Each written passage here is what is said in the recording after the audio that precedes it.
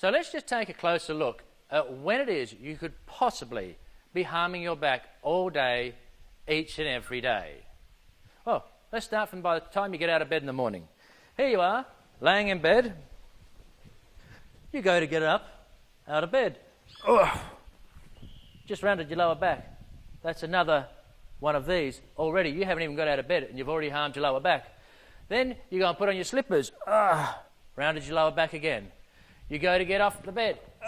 Rounded your lower back again. You go into the toilet. Sit down on the toilet. Rounded your lower back. Get off. Rounded your lower back. Clean your teeth.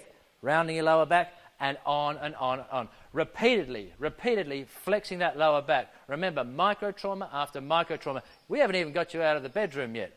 Then you go, let's for example, to the kitchen, where you go onto the laptop. So then you're sitting at the laptop and you're slouched in front of the laptop checking your emails in the morning, sipping on your coffee with this sustained, rounded, fully flexed lower back, continually flexing that lower back over and over and over again. And we still haven't even got you out of the house.